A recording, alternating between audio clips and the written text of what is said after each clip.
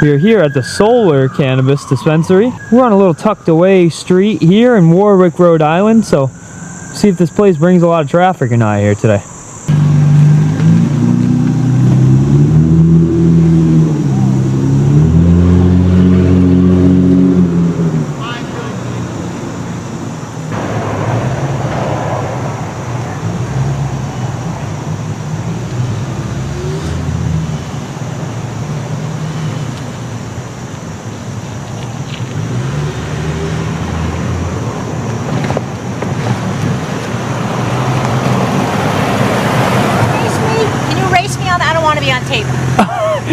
So you drive, you make sure you drive this way out the exit, and then you stop in front of my, and then you stop in front of my camera. What are you really? Filming for? See, it seems that you do want to be on camera. Have a good one though. All right.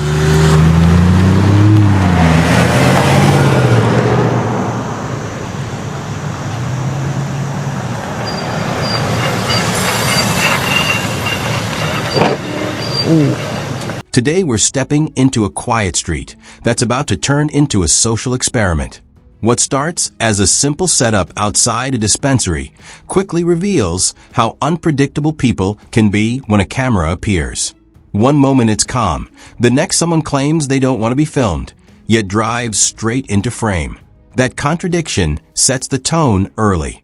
This isn't just about filming, it's about human behavior under pressure. The camera doesn't chase reactions, it attracts them. And already, you can feel that subtle tension building beneath an otherwise normal day.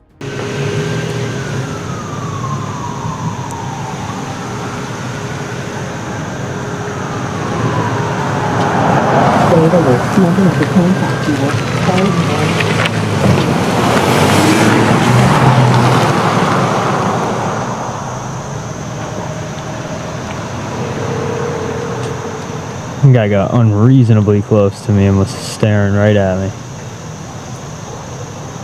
Oh, but here we go.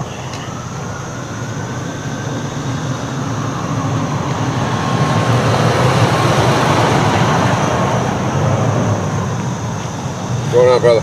How's it going? Good, man. What are you doing out here? Obviously filming, but what are you doing? There you go. So what I do is I go around and I stress test our First Amendment right to the freedom of press in public. I see how people respect our rights. Now the mission becomes clear. This isn't random filming. It's a deliberate test of public reaction. The narrator lays it out confidently. Observe, record, and let people reveal themselves. No interference, no provocation, just presence. And that's what makes it powerful. The setting may look calm, but unpredictability is always one interaction away.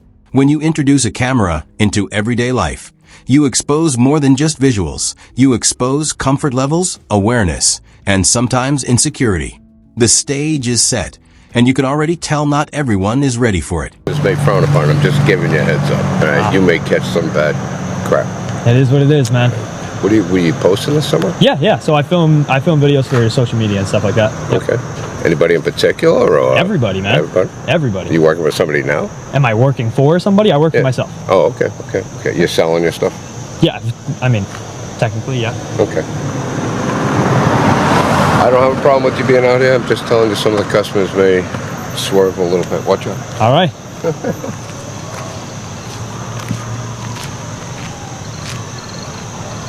Word for word, some of the customers might swerve a little bit.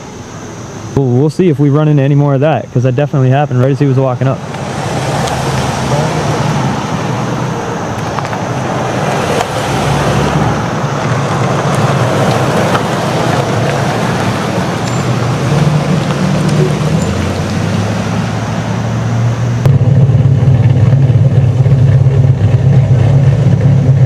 Here comes the first real interaction, and it's a mix of curiosity and caution. The approach is calm, almost friendly, but there's an underlying edge. Questions start flowing, and the cameraman answers without hesitation. No aggression, just clarity. But then comes the warning. People might not like it. And that's the key moment. It shows how even those who seem reasonable still anticipate conflict. It's not about what's happening. It's about what might happen. That subtle shift reveals how fragile public comfort can be when normal routines are interrupted. Your mouth as a whole, that means my dick is engulfed.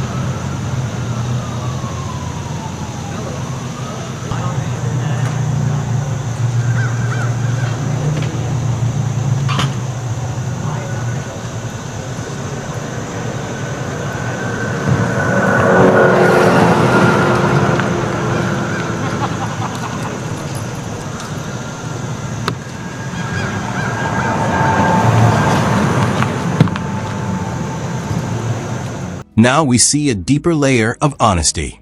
The conversation stays civil, but there's a noticeable tension beneath the surface. Supporting rights in theory is easy, but witnessing them in action, that's where things change. The warning about customer reactions isn't just casual, it's predictive. People often agree with principles until those principles challenge their comfort zone. And that's exactly what's unfolding here. The cameraman isn't forcing anything. He's simply present.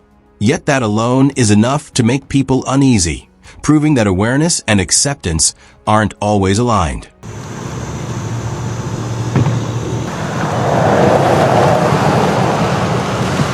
Guy's got fishing poles hanging out the back of his truck. Looks legit. He's ready to go.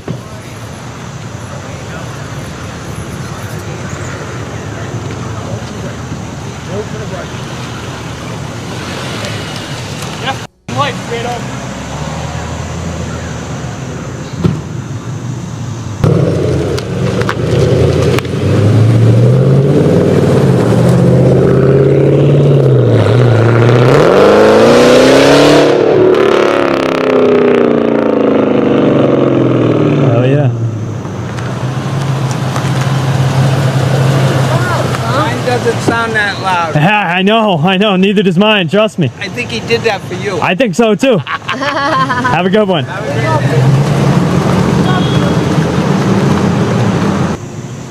Time passes and the atmosphere begins to shift. It's no longer about direct interaction. It's about observation from a distance. People slow down, stare longer, and behave differently without saying a word.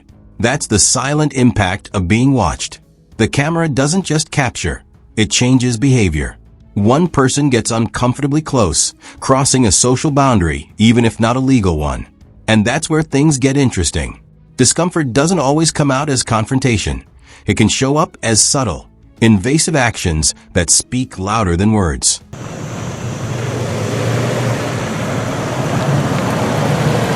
People know they're being videoed? I'm sorry? Do people know they're being videoed by you?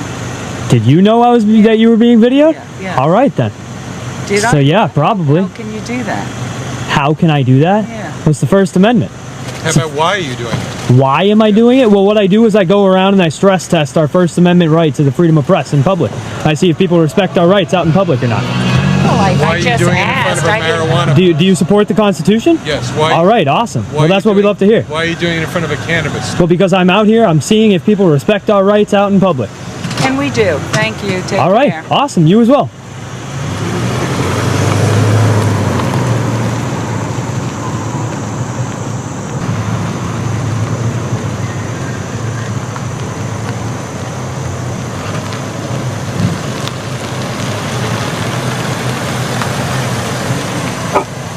What's up? Now, we enter the phase of passive reactions. No direct conflict, just small acts that hint at something deeper. A passing driver minds his business, that's the baseline. But others try to draw attention, rev engines, create noise. It's not confrontation, it's indirect pressure.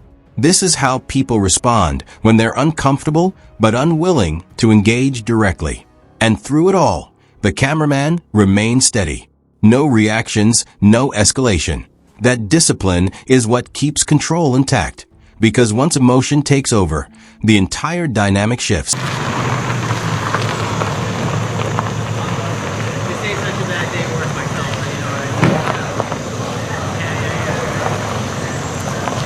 Oh, there she goes. Maybe she pulled all the way down here to see what I was doing.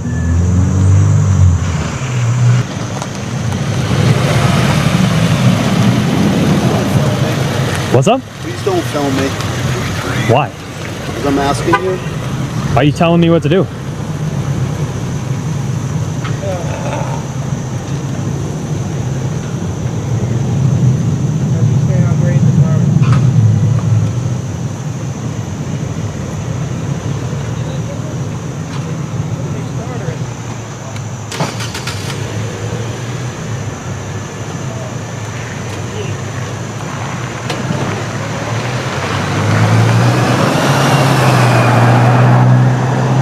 Here comes the classic question. Do people know they're being filmed? It's almost inevitable. The concern sounds reasonable, but it often comes from misunderstanding rather than fact. The cameraman responds calmly, keeping the focus on public space and awareness. What's interesting here isn't the question, it's the persistence behind it. People want reassurance, but they also want control. And when they don't get it, the conversation loops. This moment highlights how unfamiliar many are with the boundaries of public interaction. Here in front of us, gotta love that. Fits the colors in the background very well here. Very nice picture to start with. And as you guys can see here, there is pretty much zero visibility in through these windows. I think the cops are gonna come to you, buddy. What's up? I don't think the cops are coming. Good. I hope not. Good luck. Thank you, man.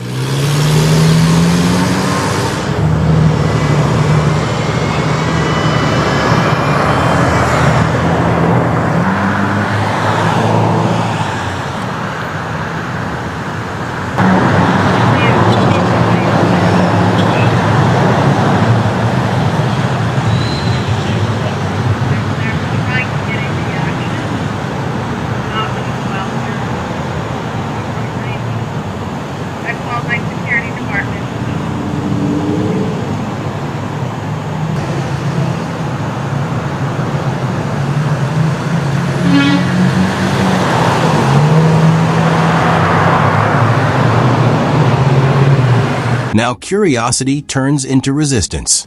The tone shifts slightly as questions become more pointed, less about understanding and more about justification. Why here becomes the focus. It's not about legality anymore. It's about personal discomfort. And that's where the disconnect becomes obvious. People often interpret public actions through a personal lens, assuming intent where there is none. The cameraman stays consistent, repeating the same purpose without deviation. That consistency is what keeps the situation grounded, even as emotions begin to rise around him.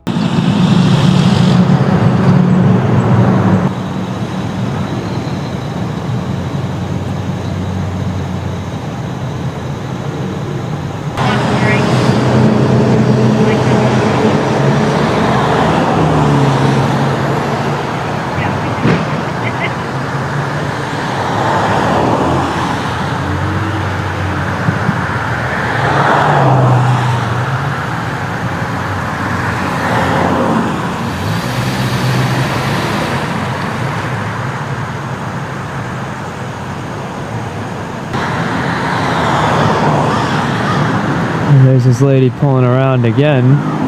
Don't know if you guys saw her behind the guy in the truck, but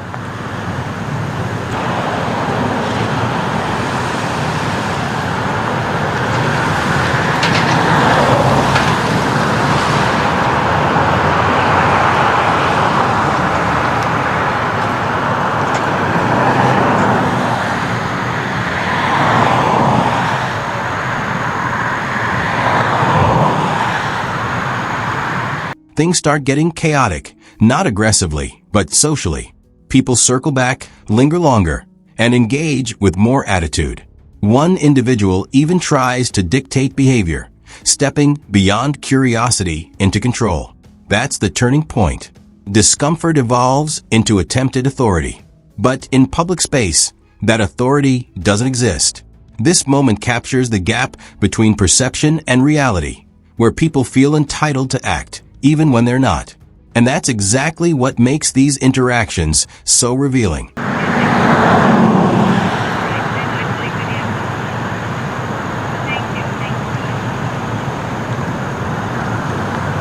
just to go around again. Out of her way to go and try to get me in trouble.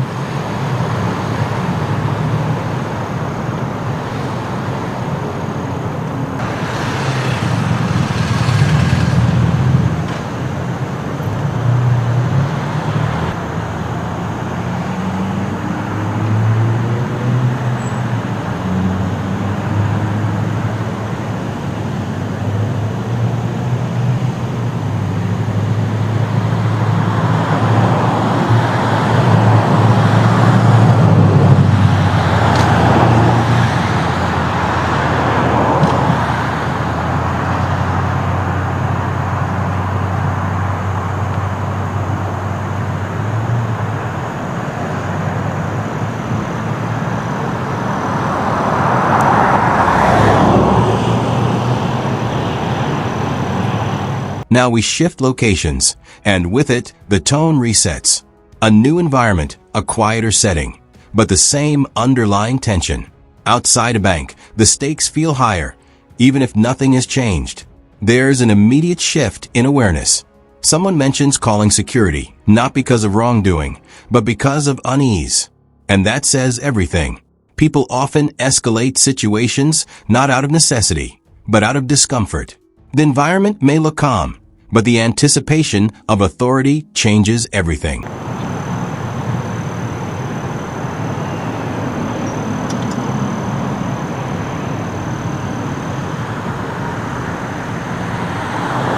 Hopefully there wasn't a problem at the ATM or anything. I will say I've never seen that before.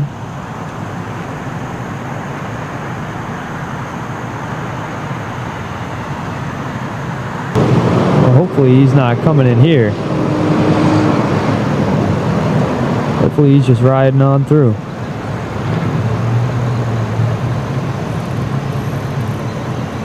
Oh boy. Pulled around the back way.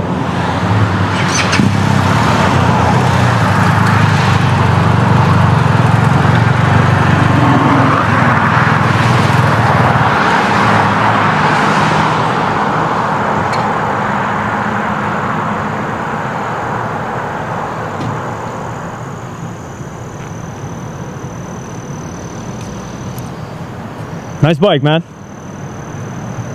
Oh. As you can see, he's a very... Now, the waiting game begins. Once security is mentioned, the energy changes completely. It's no longer about curiosity. It's about expectation. People watch more closely, anticipating action. And that anticipation creates tension out of nothing. The cameraman doesn't move, doesn't react. He simply exists in the space. But for others, that stillness becomes suspicious. It's a powerful reminder of how perception can turn normal behavior into something questionable in the eyes of observers.